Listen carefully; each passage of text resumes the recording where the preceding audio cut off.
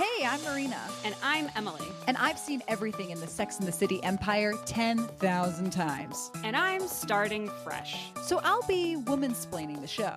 And I'm along for the ride. But there's a twist. We are starting with And Just Like That and working our way back to the beginning. So in other words, we're watching it backwards and in high heels. This is City and the Sex.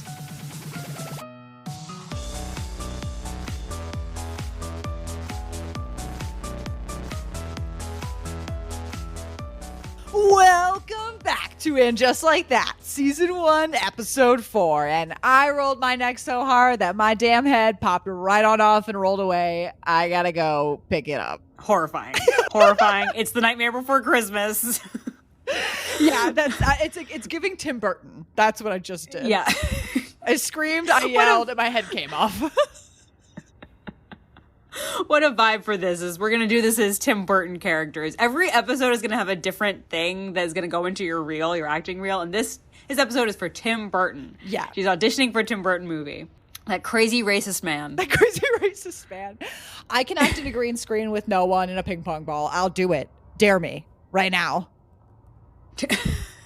She will. I will. She won't leave until you, let her do this.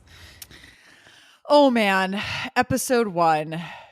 Episode 1, Season 4. Girl. Sorry, I saw Lisette before this episode, and I took some psilocybin, and I'm not the same. She just passed on a little something. That's my buzzword of this episode is psilocybin. Psilocybin. Yeah, not even that it's relevant. It's just that's the feel, I guess. Yeah. Mine is going to be physical discomfort, which I didn't plan in advance. But when we first started, Marina was like, "So what'd you think?" And I was like, "Physical discomfort," and it just came out so naturally that I have to go with it. It's just the theme of this episode now is physical discomfort. My real one word for this episode is the title of this episode is Some of My Best Friends, and my one word is none of these people should have friends. That's a good strong one word. Calling it a day. If anyone could give us the German word that says none of these people should have friends, please leave that in the comments. Thank you. Yeah, thank you. Yeah. This episode contains another drop-off scene. A scene that when I talk to people and they say, "Oh, I started And Just Like That and I stopped." This scene contains the second of those after the Miranda boomer word vomit that happens at Naya. So delightful. Okay. I get very excited about these. What's the drop? Okay. You love Don't that. tell me what it is. I want to see if I can figure out what's the You'll guess. Okay. It's a fun game. So we start with our reigning queen thus far. Somehow I ended up here. I don't know how, which is Charlotte.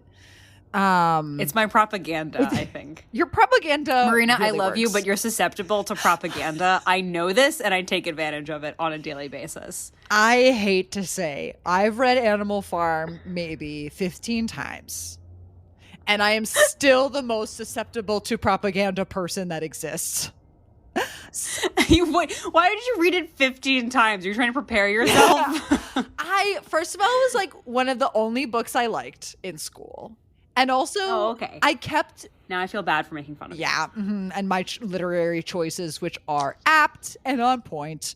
I apologize. But also, I changed schools so many times that every time I would get to the new school, they'd be like, "And this semester we're reading Animal Farm." And I was like, "Ugh, again?"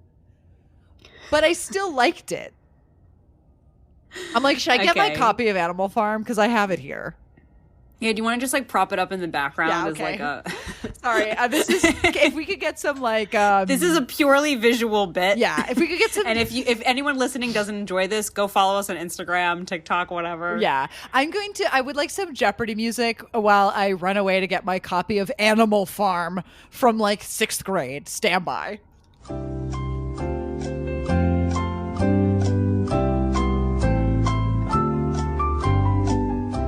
Okay, I'm back. For all you viewers out there who are listening, I'm here. All you viewers out there who are listening. I'm here with my copy of Animal Farm.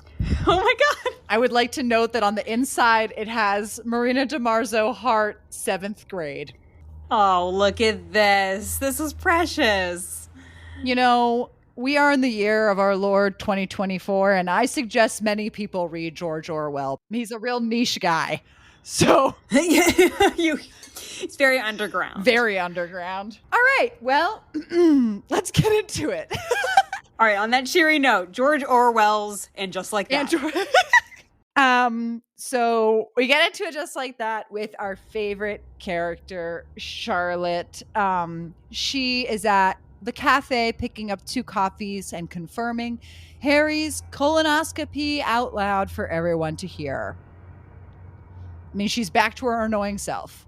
That much we can admit. Yeah, I mean, yep. So then we see LTW is there. Well, LTW calls her. LTW is also at a cafe picking up 2 coffees. They chit chat, and then LTW's daughter orders a croissant in French, so she gets to have a croissant. This is some bougie Manhattan shit. I'm like, was I speaking French? You look disgusted. I was disgusted. And then we find out that the 2 coffees were for each other. Oh, this is best friendship. Did you know that? Yeah. I like that. I like that this is the first person we've seen that is actually friends with the main character. If that makes we've seen the setups of the other friends. This is the one that's believable. Yeah, I agree. So they get to school, and Charlotte's talking about how she set up the field trip for the botanic gardens for the kids. And there's this bitchy mom who's aptly named Deirdre. A good bitchy mom name. A good bitchy mom name. If ever I heard one. And she's kind of a one-upper type. And she suggests oh, well, I have this animal shelter day that I also planned. And Charlotte's like, well, I did the botanic gardens. And she's like, sometimes you drop the ball. So I was just coming up with an alternative. And then LTW comes to Charlotte's defense. She's like, she never drops the ball, and kind of resolves the whole feud and is like, I treat all those moms like they were my documentary film crew. LTW standing up for Charlotte has so much more meaning because it's in this show, which is, as we've described before, American Horror Story adult friendship, right? Just to have anyone stand up for another human being in this show is so inspiring. And, immediately I was like, I haven't really felt anything any kind of way about LTW. And immediately I was like, I'll die for this person. This is the only person I've seen stand up for another person so far in this entire program. That is very true. And I also think, thinking back on it, I think LTW is one of the better worked in characters in that this relationship is pretty believable. What I'm realizing is that then they made that miscalculation in season 2, which is they were like, okay, we made this relationship believable, so let's invest more time in LTW as a person and have her own stories. And I'm not saying that the side characters can't have their own stories, but the more you get untethered from the original 3, it starts to eat up time, and I start to question whose show is this. Agreed. Because think about how many storylines she gets in season 2, and her storyline here is just she and Charlotte are good Judies. Yeah. yeah. 100%. Couldn't agree more. And just overall, I would say, we talked about this in season 2, it's a double-edged sword because you do want to give these characters that you've introduced, more screen time and more substance. But in general, these 4 episodes, I've had a much easier time with the plots because they are able to take their time and properly explain themselves. I feel like there's been very little of you and I nitpicking on weird holes or weird abrupt endings or confusing things, because things are allowed to breathe because we're focusing on the 3 characters and Carrie's clearly a main character. I don't know how you harmonize that with the new people that they're trying to introduce. But the end of the scene, we find out that Herbert the turtle is having his birthday party. God, LTW loves a freaking dinner party. Every scene with her is so we're having a dinner party for our wedding and our engagement and our anniversary and our birthday. It's so true. Also, don't you have kids? Like, these are a lot to plan. Dang. Yeah. So she's throwing a birthday party for Herbert. And so then, and she invites Charlotte to that birthday party. And then Charlotte's like, I'd like you to meet some of my friends. And so they set up a dinner for Thursday. So Charlotte promptly cancels the colonoscopy. So then later, Charlotte and Harry are at home and they're talking about the dinner party that they are planning for LTW to come to. And they kind of like rattle off all the guests. One thing I wanted to note when they were rattling off the guests, I love when Charlotte goes like, Carrie for fashion, Miranda for politics, and Anthony Stanford, gay. That was, I'll give it. That's funny. I chuckled. It's just rattling off like, this is what this person adds and brings. This is what they offer. With the ongoing like vitriol for Stanford, it's, I don't know, even funnier to me. But then she gets to the end of the list and she realizes that essentially there are no people of color at her dinner party. A tragedy above all else. This is another part where it's like your face tells more than what you're saying. Yeah. Do you know what I mean? I'm not going to use the card yet where I'm going to guess that this is the drop-off seat.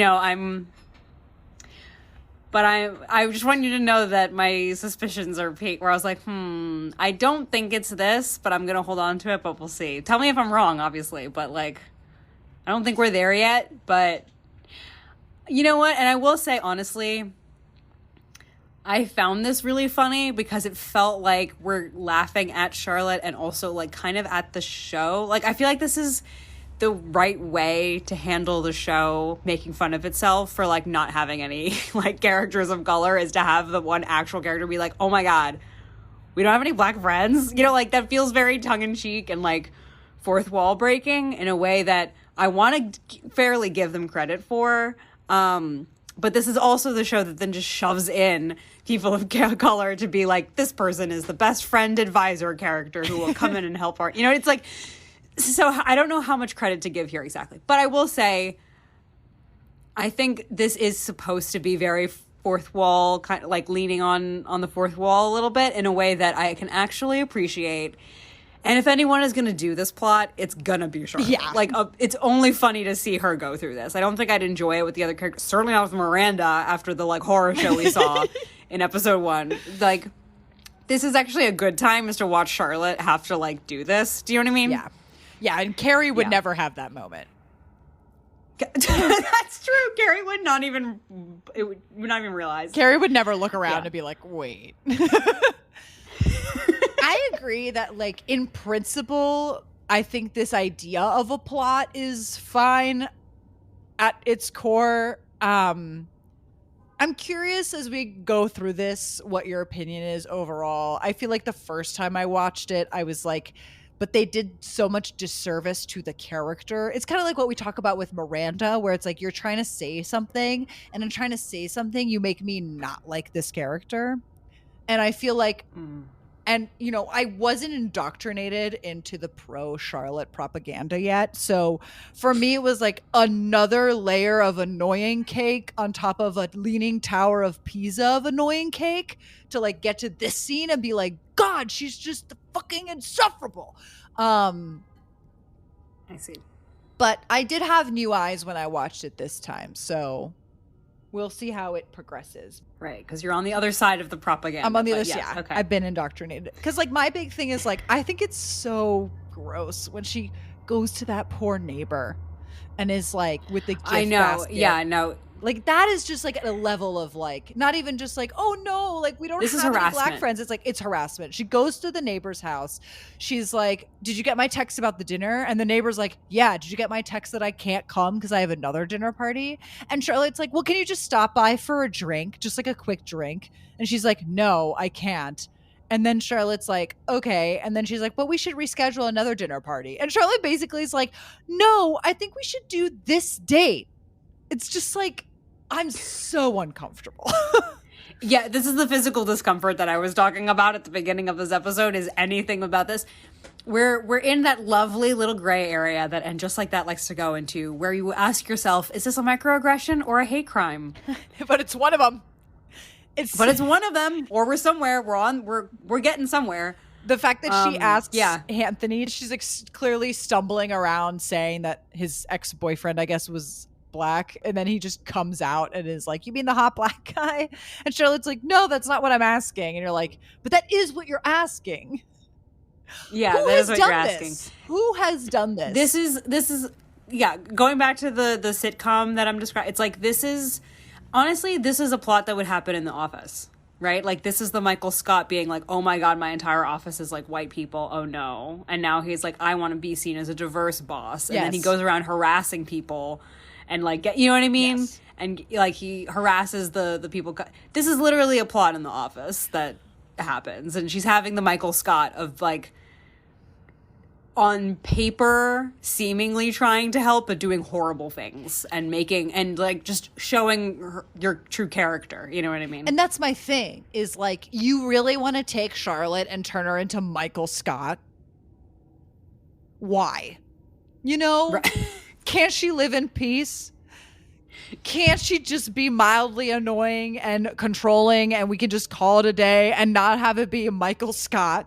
That's like such a perfect analogy for this episode. The premise, I think, is like funny, of like the joke of, oh my God, you know, it's like, but there's a lot dedicated to this and it needs to stop. Like, we needed that scene, the awkward conversation with Anthony where he basically like says what she's dancing around, and then jumps straight to the scene where she like actually talks about the art. You know, like, we need to skip a lot of beats here. We actually don't need to see. Yeah, we need to push a the lot pedal. Of this. I think honestly, yeah, we need to. It's time to wrap. Well, we'll get there. I have more thoughts on that, but just to wrap up this quick scene, because then she does like a third egregious thing, which is that she invites Deirdre and her pretentious ass husband Joff to the dinner party, because I guess she's just desperate at this point. And then LTW swings by and is like, oh, I actually can't do Thursday, I have to cancel. And then Charlotte turns right around and is like, oh no, Harry has a colonoscopy, and cancels in Deirdre's face. Crazy. Which, like, Deirdre doesn't know, obviously, so like whatever, but like still it's icky. Right. No. Bad. Then finally Harry and Charlotte are in the elevator going to LTW, and I like this elevator scene a little bit because Charlotte's like pushing Harry, which is hilarious because we've seen her do all these egregious things. But she's like pushing Harry, like, did you read the books I sent you? Like, did you read the articles about like these like young black authors and like blah, blah, blah, blah, blah. And Harry's like, why can't I just like be me? Like how I always am. Like I just go in there and I fart. He doesn't say that, but essentially he says that. And, I love that too when she's like, you're sweating already. And he's like, I can't imagine why. She's been like drilling him in the elevator. This is the Charlotte I want to see, I guess, in a way. Right. I like the dynamic with Harry. Like, it's just, they're fun to watch. But again, I just wish we didn't have to, like watch just like racism happen for like a really long time of this episode. I feel like she just should have been invited to LTW's party, not given it a second thought, and walked in and realized she was the only white person, which is what happens. She does walk in and she has that moment. And like, I think that would have been so much more powerful and interesting. And then like the hijinks could have ensued. Instead, it's like, I get all this, like, again, the scaffolding, all this like preamble hijinks that just makes it so much worse before she gets there. Yeah, exactly. So then we get nice zoom ins on artwork from different Black artists that are contemporary and are, you know, kind of popping off, as they say. And then she makes the classic mistake, which is that she walks right up to a woman who she thinks is Gwen, who's like another mother at the school. And she's like, oh my God, Gwen, so good to see you. And that woman so graciously is like, I'm not Gwen, but I know who you're talking about. And then we get a nice little button of Harry being like, did anybody read the Zadie Smith book? God bless Harry. He's just doing his best. Yeah. Is this the moment? Is this the drop-off moment where she mistakes where she says like Gwen, or what, she says the wrong name? Is this the moment? This is the moment. Okay. That's the moment. What I thought. I don't know if I feel good or worse about guessing that. It started as a fun game, and now I realize that nobody wins. Yeah, exactly. But yeah, I had a feeling that this was the moment. Because it's just too much. It's like so much has happened already that this was just the push of you. It's just too much. I can completely understand someone saying that's enough. I cannot be subjected to this anymore. It's kind of like Miranda gets one scene that's horrific, but then it's like done. Then she's like awkward with the Muslim ban and stuff, but it's not like racist. This Charlotte plot is so hard because it's the whole episode. Right, exactly. So it's that much more painful. And then it all leads to this point, which is that LTW's mother-in-law is bitching again, because that's her character trait, is that she bitches. And she's complaining about how much money they've spent on the art in the apartment. And Charlotte, having worked in an art gallery, is able to rattle off all the names of all the big artists and highlight why they're all each important. And she heals racism with her knowledge of art. I don't really know where to start with this. It's just that it makes me feel so sad. Everything about this plot is just sad.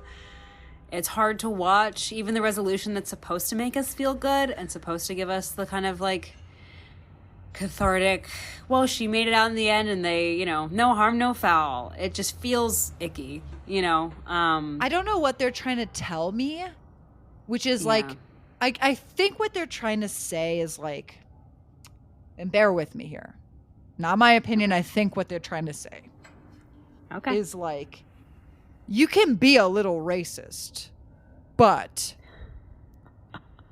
like that doesn't mean you're all the way racist, because you may know other things.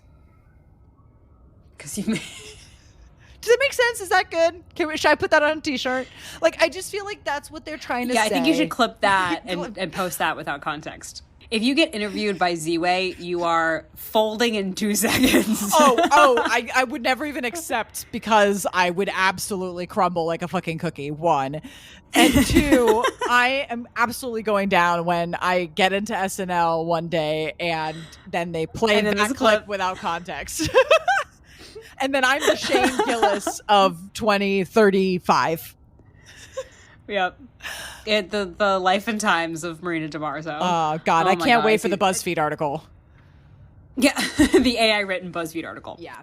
But that's what I think they're saying, is that like you can be a little racist and it's okay, because we're all learning and we all have good things that we can put forward to being together. Yes. I think that's what Michael Patrick King is going for, of it's okay, we're all learning kind of thing. Yeah. Which is like, again, it's not necessarily the wrong sentiment, but it's not what the message actually was that you just said. And the message that you did just say is actually like horrible. Do you know what I mean? Yeah. And actually the thesis you've put forward is terrible. Because Charlotte didn't learn. Like, Charlotte actually did not learn that what she was doing was wrong, which is why it's like, I think this needed to stop with the Anthony thing, because it's like, that was the closest we're going to get to someone holding up a mirror to Charlotte and being like, hey, this behavior is bad, which is her kind of outward saying, hey, don't talk about people that way. And then kind of realizing, oh, that's exactly how I'm treating people, right? That was the closest we were going to get to her actually like learning.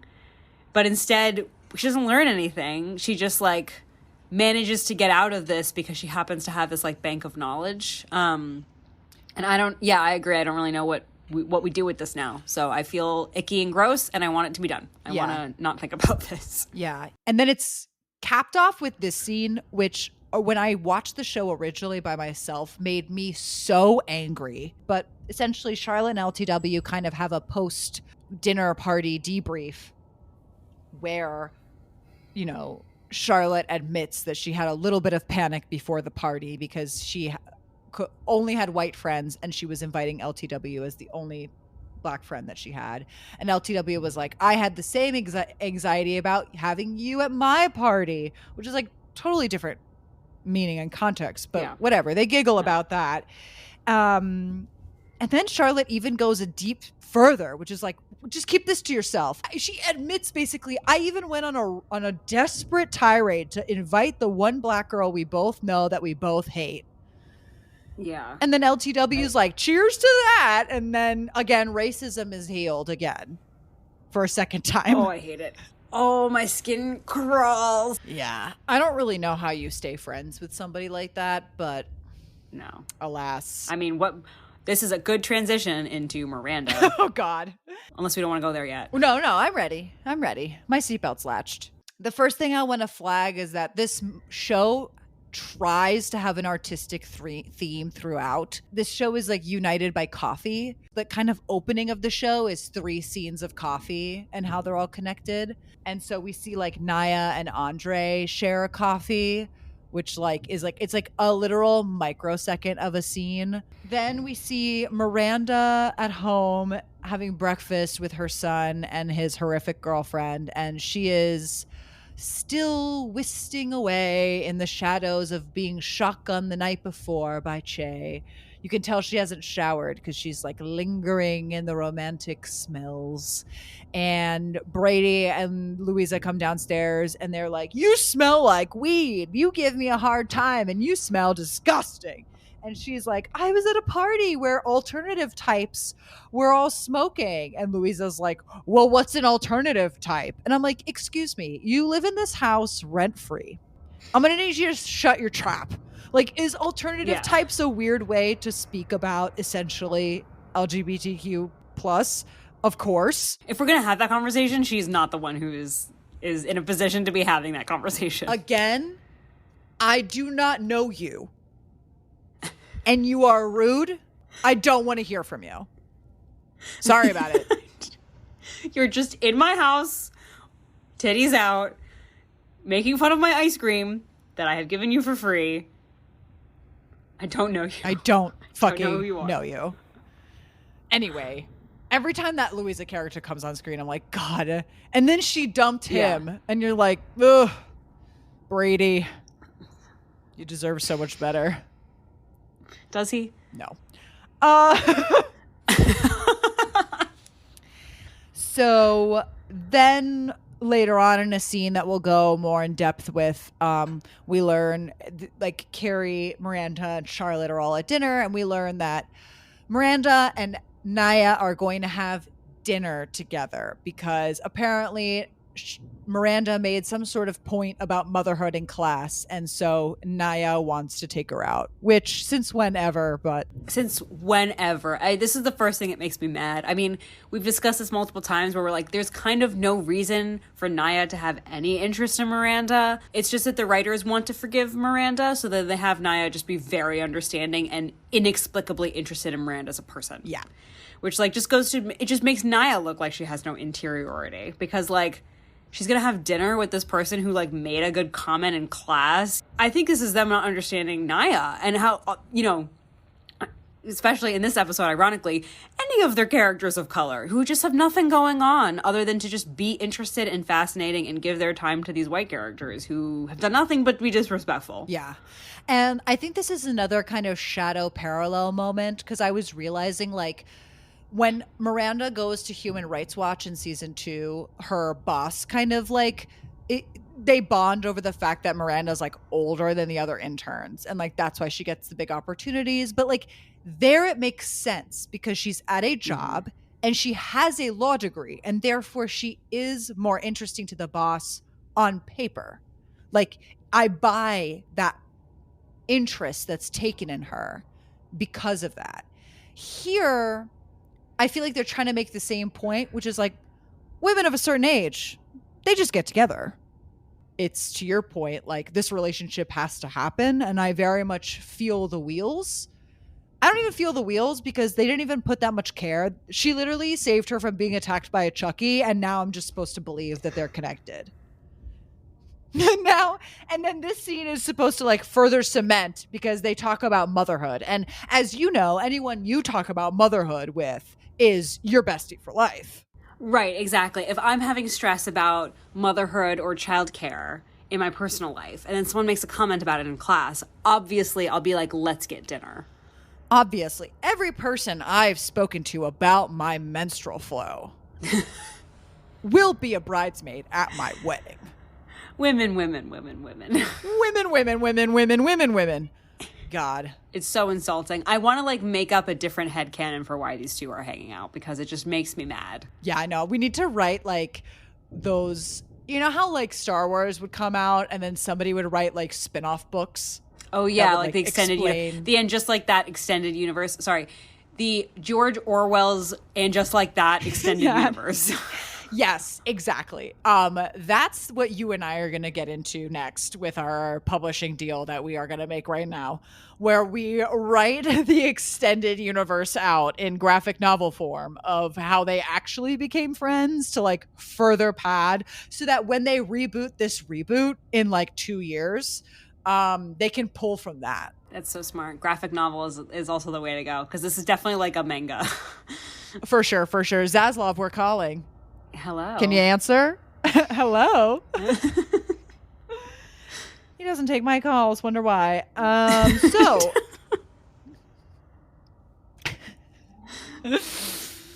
Paramount got you busy. I hear you. Okay. Yeah. It's so crazy how you were supposed to have lunch that day and then he canceled on you to meet with Paramount instead. It's so crazy how that keeps happening. You keep trying to get lunch with the CEO of Warner Brothers, and then they keep canceling so that they can meet with the company they're about to merge with. And you know what's so rude? He doesn't even set like a date. Like he's never like, oh, let's cancel. I have to cancel today, but like let's do it in 2 weeks. He just like leaves me hanging, and then I have to be like, so Zaz, are you good for like the 16th? I hate that. And then I get I could do the 16th. I hate when people use that. It's like, okay, you're leaving the door. You don't really want to, you know, he's got to prove himself to you at this point that he's like invested in this friendship because like I'm feeling some disrespect. He absolutely does. Cause I know he's on his yacht. I could see him from my yacht and he laid me off.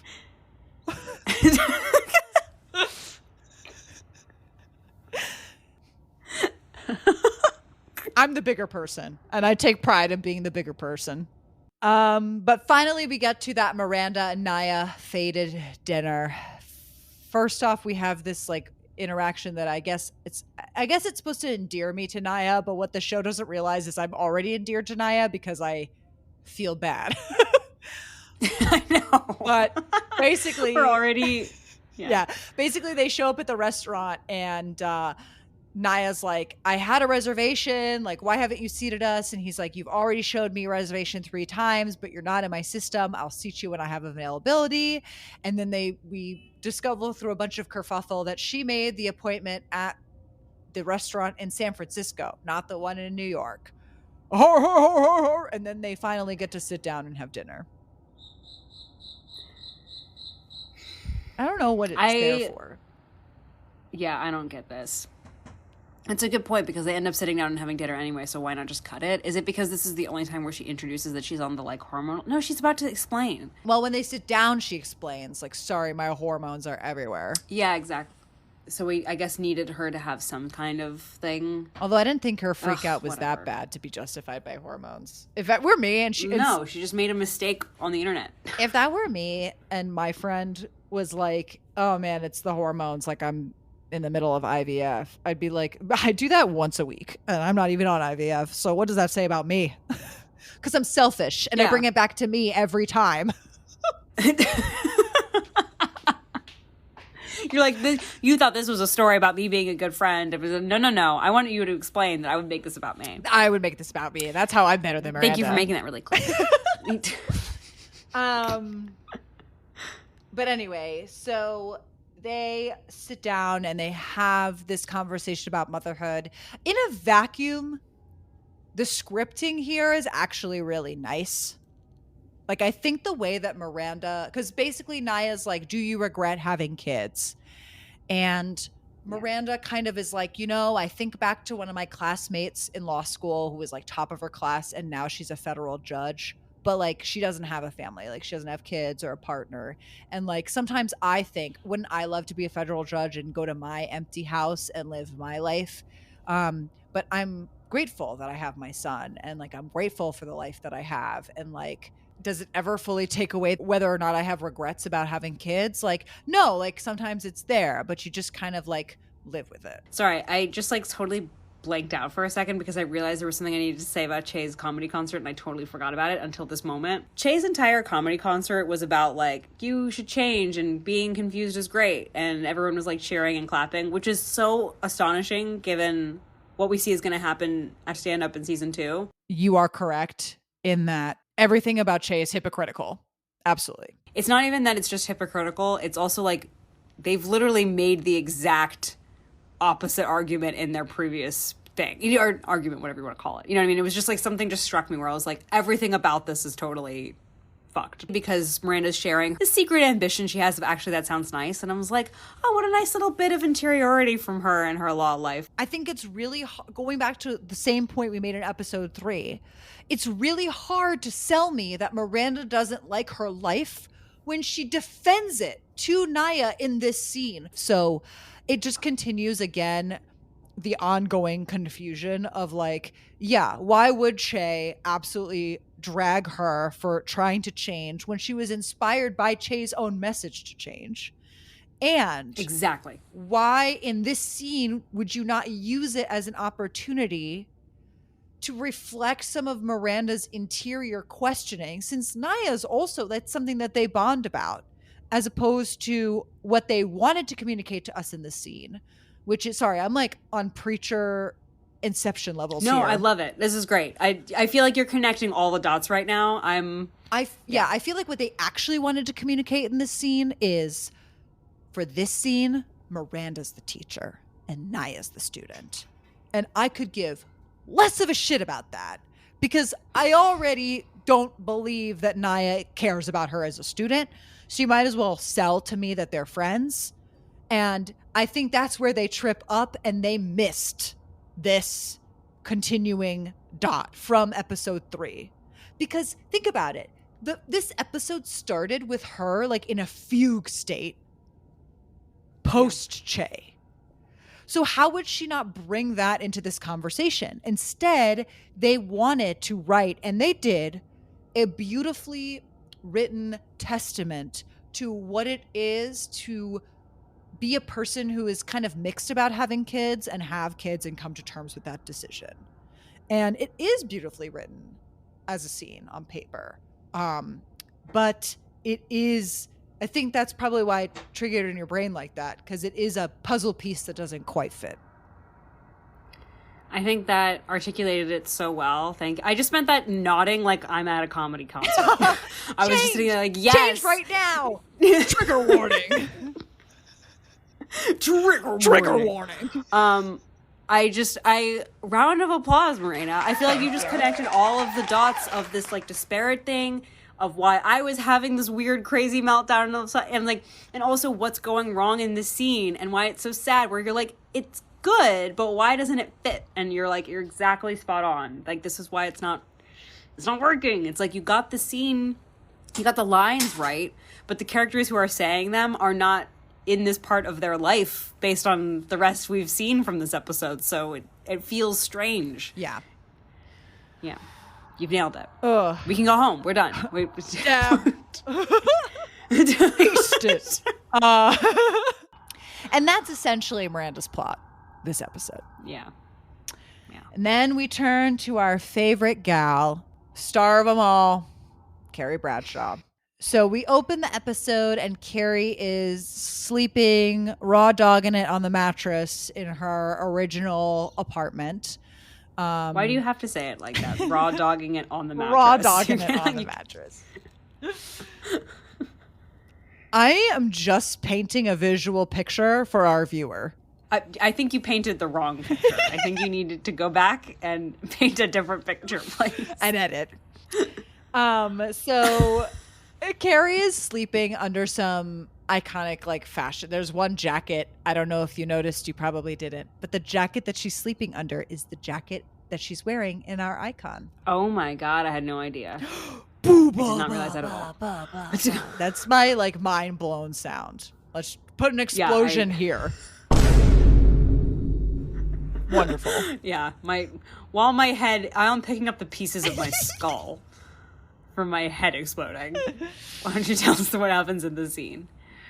But I did think that was cute that she was like, the only thing she had to sleep under is her own clothes, which I also just want to have a caught red Manolo'd moment where Stanford says he's been sleeping at Carrie's apartment some nights to get away from Anthony when they're like having their marital feuds.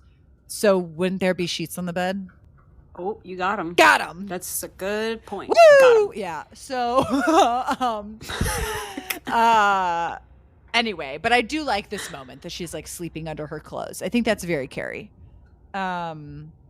So she goes to the kitchen and she pulls out her old ass coffee maker from the 90s, which is again, it kind of goes to this coffee opening because we see like all these coffee scenes in succession. And then as she's going through her old closet, her coffee machine like explodes and makes a mess everywhere. She goes to this bodega where the bodega owner calls her Caroline. I'd like to note this man is not in the original show. Okay, I was gonna ask. I was like, this is a character. Like, this is definitely a character. Okay, so he's not. Okay, great. Cool. I guess I'll just walk into the ocean. What do you want me to do? Trigger warning! What do you want me to do with the show, Marina? What do you want me to do with this show? I keep getting moments where I'm like, oh, this must be a beloved cameo. I can't wait to hear what his backstory is on the podcast when we record it. And you're like, I don't know who this man is. And I'm like, cool. And then I'm like, this person's from the show. And you're like, I hate them. They should never come back. Yeah. So she has this lovely chat with this bodega man that, again, I cannot stress I've never seen. He calls her Caroline and they kind of bond, and it's kind of like, I guess, a throwback moment is what I mean to say. And then she's reminded that Big is dead because he asks her like, oh, where's your husband? And she's like, dead. And then she goes back to her big apartment. I'm going to call OG apartment and big apartment as a distinction. So she goes back to her big apartment. And she just kind of like feels the sadness of the fact that, you know, I do love this, like, if you change the music horror scene shot of like the slow pan to the Peloton. Yeah, it is. That's so true. Can we edit that in of the like horror strings as the it's like the camera slowly rests on the evil device that has killed her husband. Really driving that stock price down every episode. Yeah, they are. That stock is as dead as Big. Hey, bottom. Hey, woke moment. So, I don't think we mentioned those buttons in this episode, so that just, you know what I mean? Like, I don't think we mentioned the, like, trigger. They know. So this is just us saying woke moment and trigger warning. Again, we mock what we envy. It's a truth universally acknowledged. And it's very clear that we are desperate for a woke moment button. Desperate. Right. Desperate. Please send me one. So then we get to Carrie, Miranda, and Charlotte at dinner. Here, quick hat watch. Because Carrie's got a dumb-looking hat on. It's like a hat that like once again flattens her head in a very weird way. And it's like a brown hat that matches her brown coffee bean shirt. See? Somebody has art going on in this episode. Artistic vision. Does the name of this episode have anything to do with coffee? No. Okay. Disappointing. Yeah, disappointing. It should have been. And they should have closed on coffee, but they didn't. Instead, it's just kind of there. And this stupid ass hat. I fucking hate it. Google it. It's dumb. It looks like a hat you would put on a baby. It's a baby hat. It's a baby hat. And that doesn't look good on a 50-plus woman. I'm sorry. Is that ageist? Woke moment. Yes, but you know what? It's right. Woke moment. Woke moment. Trigger warning. Baby hat. Baby hat. That's us sitting at the table next to her, booing her and going, baby hat. Baby hat. Exactly. I do want to also note that in this scene, the Miranda wig appears. So up until now, Cynthia Nixon's hair has been her hair. And in this scene, we get the first appearance of the gray wig. I'm going to assume that she had to have this gray wig because she had to have different hair for another show. But the gray wig is bad. Costume level gray hair. Like, I'm dressing as a senior citizen as a Halloween costume, but I want to be a senior citizen that's Victoria Beckham as a senior citizen. That's what this wig is. Wow. It is very, it's very Party City. You should not be distracted by the wig. That is not a wig that's successful. Yeah, exactly. It's also just rough because they should have just done the wig the whole time. I think they needed to just commit to either it's going to be on her head. Don't find with the gray hair. It's just... Yeah, it needs to be either on her head or it needs to be a wig. And the wig needs to be better. I need to see Zaslav, where's the budget? We would have talked about that in our meeting had you showed up, but you ditched me and you flopped. And this is the result. Yeah. So maybe you should have taken my goddamn call. And he laid me off. That's my sitcom slogan. Yeah. And he laid me off. It's funny because we work in media. You can't see, but I've snapped my own neck. That's what I just did there. Emily's head exploded and she's picking up the pieces. And I, like that guy in the Elektra movie starring Jennifer Gardner, snapped my own neck. And now I'm just talking out of my ass. I don't know why I'm screaming. I feel like I've been screaming this episode and I apologize. I don't know. But also the energy feels like this is where we've just led, because this is where this episode has led us, is to just yell everything. Because this episode starts to get off the rails. Know. This episode starts to take us down what we know and love as just as being and just like that. Yeah. So anyway, they talk in this scene and Carrie reveals that she is going to sell her apartment, the big apartment, because it's too much of a void to go back there without him being there. And Miranda and Charlotte are like, are you sure? Like, you shouldn't make decisions when you're hungry, angry. I forget what the L is, or tired. Lonely and tired. Which is a good... HALT is the acronym. Which is a good acronym. And is true. But as we know, Carrie doesn't listen to advice. Only makes decisions when she is feeling hungry or angry or lonely or tired. If she didn't do that, we wouldn't have a goddamn show. So, shut the fuck up. Yeah, she just slaps them both and she's like, it's for the content. I'm going to make a very big decision right now. Actually, she already has, right? Isn't that what she's saying? She's like, it's already done. Goodbye. Yeah. Let's talk about something else. Yeah. And then Seema is born. What an entrance. A Mercedes with the license plate Seema NYC.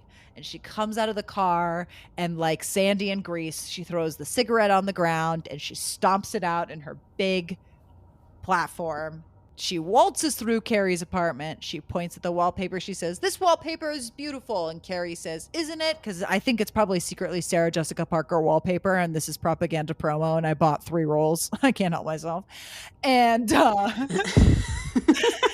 and Seema says, it's beautiful. It has to go. And basically, she explains to Carrie that buyers don't have creativity. So anything that's remotely creative and not beige must be turned beige. I believe she says buyers are dogs with money, which... Do we have time to unpack what that means? I don't even want to get into that. What? Well, then they woman bond. So second to talking about your menstrual flow or motherhood, the next way that you can woman bond is Carrie's like, I have one rule. Nobody touches the shoes. And Seema's like, I get it. I name all my purses. This is Lorraine. And all the women who are listening to this podcast are screaming, crying, pissing, vomiting in unison. It's like the Midsommar scene. Yeah, we're all just holding each other sobbing. Yeah, it's inspiring another women's march. That's what I'm hearing on the other side of this podcast. Exactly. They are outside your house right now. Yeah, it's a two-way mirror. I see them. Hello.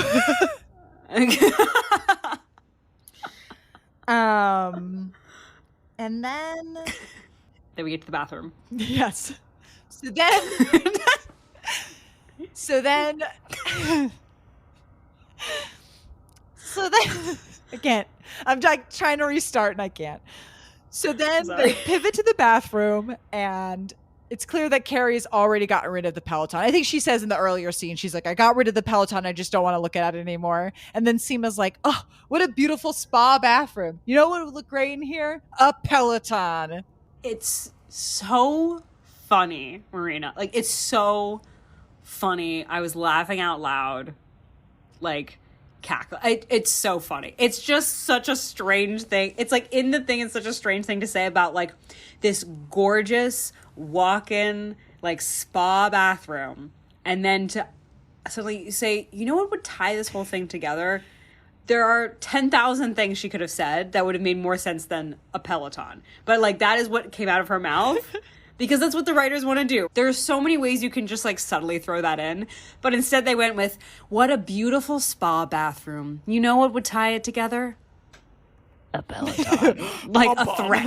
It feels like a threat. The horror strings start again. Yeah, the horror strings start again louder. I'm also just like, who's putting exercise equipment in a bathroom? Right, electronic exercise equipment in a steam-filled bathroom. Like, it was already kind of crazy that the Peloton was in the bathroom to begin with. Right. But then the second that another human would walk in there and be like, you know what this bathroom needs? A Peloton. I'm like, since when are people... You know what this bathroom needs? A really expensive electronic thing. Might as well just throw the hairdryer in the tub, am I right? They said, like, Seema, you okay? You know what this needs? A hairdryer in the bathtub.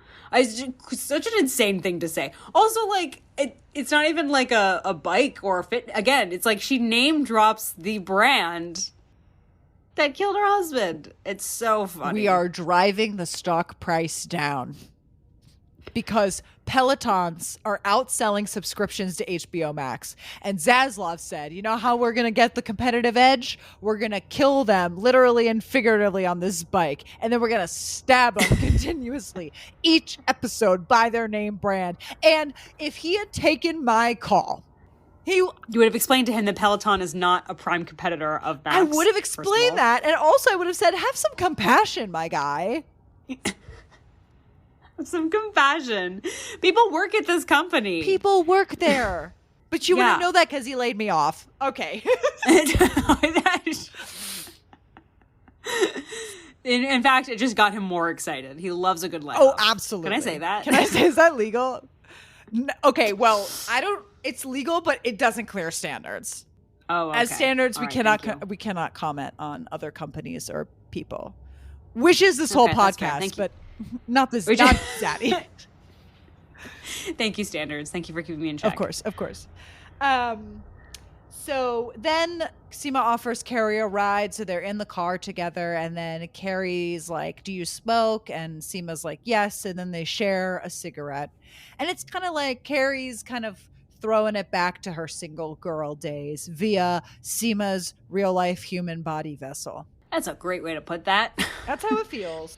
But also it's true. Like, no, literally, that is a great way to put it. That is what these characters that they have introduced, again, who all happen to be people of color, are just like vessels for whatever is going on, which like is not actually what representation is, but I don't need to get into it. A lot of people who are smarter than me and write and speak better than me have explained it.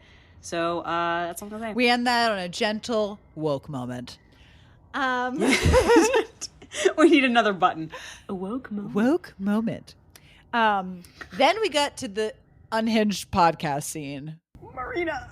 Which I'm like kind of confused why it's even in here. Essentially, the head of the podcast studio comes, and her trait is that she's bitchy, and like 50% of the background people on this show. And she yells at everyone that they have to get their socials up. Their socials are so bad, they've shit the bed. And she says, Carrie, like, you haven't posted in 3 weeks, and that's death on social. Your Instagram is a corpse. And then everyone's like, whoa, like, tone it down. And then she's like, sorry, Carrie. And I'm like, wait. So she knew that her husband was dead? Yeah. And she still made those exactly. jokes. I'm like, it would be one thing if she didn't know Carrie's husband was dead. Then I'd be like, oh, it could be maybe. It's a weird Peloton moment. It's a weird Peloton moment. It could be interpreted as funny, but the fact that she knows, it's just like, this woman is just so that. Can you imagine if your boss did that to you? I'm filing a complaint with HR is what's happening. Also, it's like, not only did she know that and make those jokes, but she knew that and then is bullying her for not posting on social since her husband died. Because she says, like, it's been 3 weeks or whatever. Frankly, she shouldn't even be on this podcast right now. It's, like, so funny that the boss does know, but is still acting this way. It's so crazy. Yeah, it's absolutely insane. And then we get into this, like, weird side plot, which is that, like, Jackie / Bobby Lee, like, and the boss, like, fucked last night.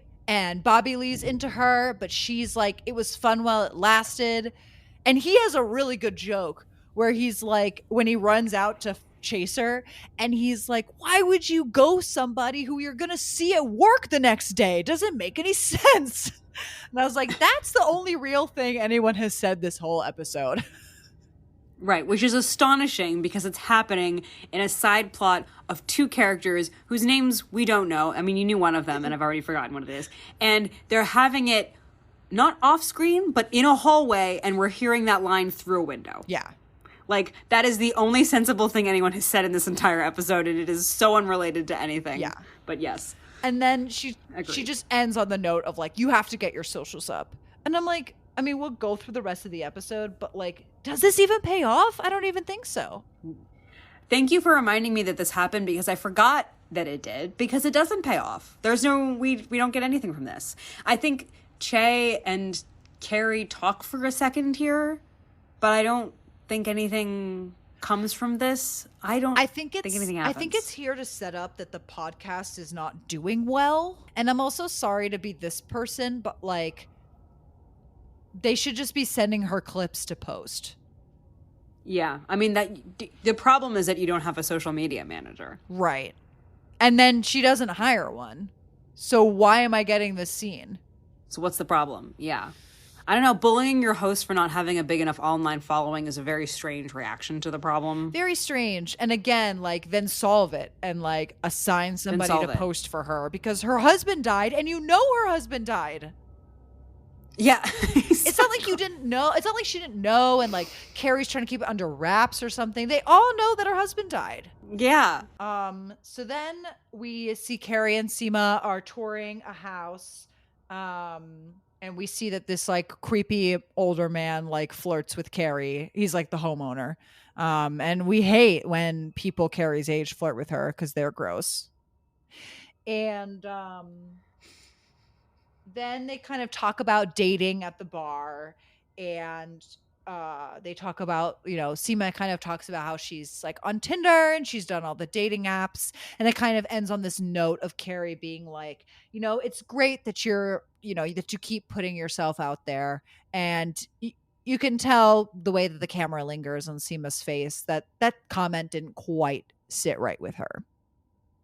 Mm-hmm. So then Carrie returns to find her big home is just a big beige box. It's empty of, like, all the things that they shared or had. And dun dun screamer, the Peloton's back. It's a genuine horror movie. It follows. And then she goes over to the closet and she grabs Big's ashes, which are still in the box that they were delivered in. And she puts them in a Barney, New York bag, which, as we know, Barney's no longer exists. So it's a death on top of a death, as one would say. And she goes back to her OG apartment. Okay, here we go. Deep breath. Lamaze.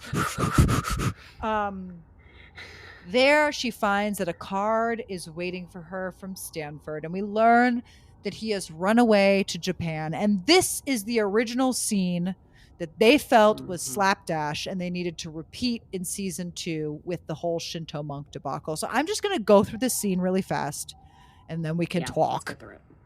So she opens the card. It's from Stanford. She invites Anthony over. Anthony comes over. She reveals that Stanford has run to follow Ashley, his one client who he manages, because she's a TikTok star that's doing great in Japan. And so that's why he went to Japan. She makes a great joke because she's like, why did he write to me like some lost Bronte sister? Which like truly made me laugh. And then Anthony's like, well, he and I are getting a divorce. And then it ends on the button of him being like, I thought we were so happy. And the scene's over. Okay. When I first saw this scene, I thought it was gross.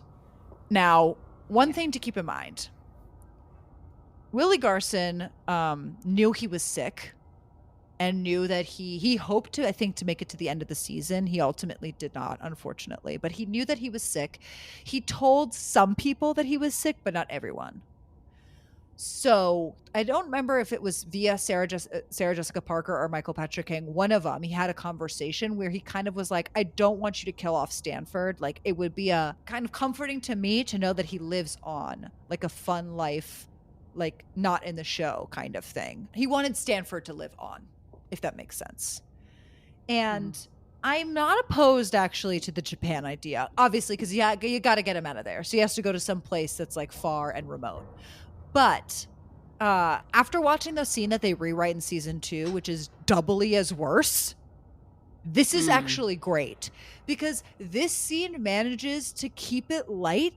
Like, you behind the scenes know what has happened. And this is like actually, I would say, a nice send off to Stanford, actually, because the little Bronte sister joke is fun. The fact that we see the letter is fun. And they're going to introduce something here, which I'm just going to spoil now, which is that from time to time, Carrie receives postcards from Stanford, which is like such a lovely way to keep that character alive.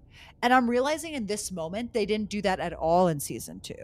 And I don't know why. We don't have to have a scene every time he sends a postcard. You know what I mean? Like, exactly. Not a scene. A nod to it, an acknowledgement. Maybe, fun set design. We can see the postcards slowly fill up on the wall. And so our audience and someone can make a comment about it. And so it's like he still gets to live on in the show, not as an afterthought, but we get to like visually see that he's still very much a presence in these people's lives. There's definitely a way to do that. And I appreciate hearing your perspective on it too, because it was really, when you watch it, it's really hard to see anything redeemable in it, honestly. And like, I think having the background context also really helps. I think hearing you talk about this helps, and also comparing it to what's going to happen in season 2 really helps. But I will say, like, I love the idea of traveling the world. I love the idea of the postcards.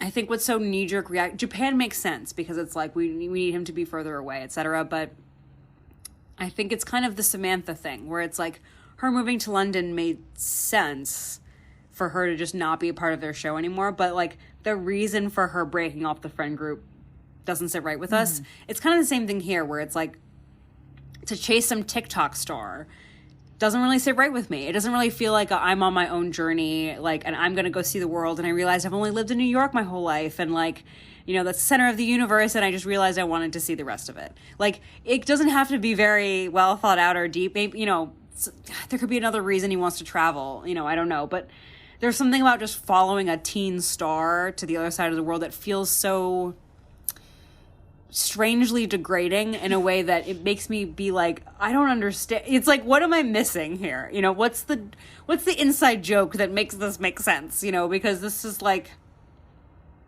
it feels like a sad story. You know what I mean? Like, he tells us he's happy. He tells Carrie he's happy. But on paper, I'm like, wow, he just moved to this place for a child that he's like working for. It doesn't sit right that way. I think I like the impulse that they had, which is like, let's make up a crazy reason why he has to leave. It's just that this crazy reason's like, again, trying to be like of the culture. It's like, oh, you followed a TikTok star. When instead I would have much preferred like, Dear Carrie, I finally got around to reading Eat, Pray, Love. And like, I've decided that like, I'm sick of Anthony and like, because, you know, they're feuding all the time. Like, I can't do this anymore. I've only ever been in New York. Like, I want to see the world. And then we could have seen him from different places. And I just think that that is a much sweeter resting place than becoming a Shinto monk. That's my thing, is like, for as weird and as slapdash as this scene is, I actually think it's better than the scene in 2, which is filled with such sentimentality and saccharine, like, you know, it's becomes so heavy. What I like about this scene is that it's like a little bit chaotic and like kind of fun in a farcical way. It's not the best. I totally agree with you. There's definitely like a better version of this that could exist. But what they did in season 2 was not it. And this surprisingly sat better with me, having just rewatched season 2 than it did when I watched it a la raw the first time. That's the beauty of this crazy show that we're doing, is watching it backwards, like, really puts things in really interesting perspective. Sometimes in an arranging way where we're like, wow, you know, we like HAD as of it all. But sometimes in like this, and that it does look, it just looks much better. It reads better. I totally agree. And the whimsical nature feels less insulting and more like on purpose. You know, it feels like we were trying to have fun rather than people being like, I don't know, taking it the wrong way. So yeah, I agree. And then we get to what I think is actually another good scene with Seema. Basically, Seema's like, sorry, my movers broke this photo frame, but we're going to replace the glass. And like, the frame is fine and the picture is fine. It's just the glass is broken. And the picture is obviously a picture of Big and Carrie that Big kept on his nightstand. So Carrie has like a full-blown meltdown because she's like, what do you mean? You said your movers were professional. He touched this glass. It's not the same to replace the glass. And it's very clear she's having a meltdown about like the fact that her whole house with Big has been replaced. And this photograph is like a metaphor for that. She says something like, you're being insensitive or whatever. And then Seema's like, well, you were kind of insensitive to me. And she brings up the comment about, you know, that you're like really it's good that you're putting yourself out there, as if to say like, you know, it kind of came across as patronizing, I guess, to Seema. And then Sushi heals all, and we end on, and just like that, we began our real friendship. Yeah, I mean, I don't want to nitpick, only because it's like we're so used to such misery that I'm like, when something is fine, I don't want to say anything. I do feel like it's a little rushed, in that it comes off as a little odd that Seema is getting yelled at and her response is to be like, well, you hurt my feelings the other time. It doesn't, she's not trying to be manipulative, but it kind of reads that way a little bit. I know she's trying to make a point, but I remember being like, oh, that's a weird response to getting yelled at for a very reasonable thing to be upset about. Like, yeah. You know, be mindful with my stuff, and you know how important this is. Like, of course, you know, don't, and she doesn't even seem that apologetic. She's like, by the way, this thing broke, but don't worry about it. You know, it's like there was something about her delivery that I think was like insulting. Again, not intentional, but like to then be called out for that, and your response is, well, you insulted me the other day at dinner, it reads to me as like kind of manipulative, which is like, I think if we just had maybe more time with the scene to let it get from A to B a little smoother, I think that would have helped that transition. But regardless, I don't want to nitpick, because it's like fine. And like I said, like we've said, there's good in the scene that I want to just appreciate. And I like that someone pushes back on Carrie. I like that someone gets insulted and then says something about it. And just like that, this episode's done. So, Emily, as we end all of our segments, what is your rose and thorn of this episode? What is your high? What is your low? We'll start with the low. What was your get them of this episode? Ooh, I mean, the physical discomfort it's Charlotte. Like, it's just, like we said, it was a funny joke to start with. I never want to see that again. I just there's a reason that I'm not a big fan of The Office. I don't want to watch this. I don't want to watch this person just be racist and then have it be funny. Because I don't actually think that's that funny. It's just miserable to watch. Especially if you're going to end it without anyone learning from it. they just kind of get out of it by knowing cool trivia. It's pretty insulting. It's pretty insulting. So like everything about it, we've said it already. I don't need to go further into it. I just didn't like it. I hated it. My get them is definitely that podcast freak out. Because it just, I mean, maybe I'm forgetting, like maybe next episode it pays off. But I hate when they do this, when they just drop, you know, it's like the same thing happened with Seema and the movie director, where like Seema's one scene the whole episode is that she meets the movie director. And then the next episode they like fuck. And it's like, I'm a baby. My object permanence is not that strict. So like, what was I supposed to take from this scene where this woman is just screaming at Carrie? What was your release the Kraken of this episode? I think my release the Kraken is Seema's entrance.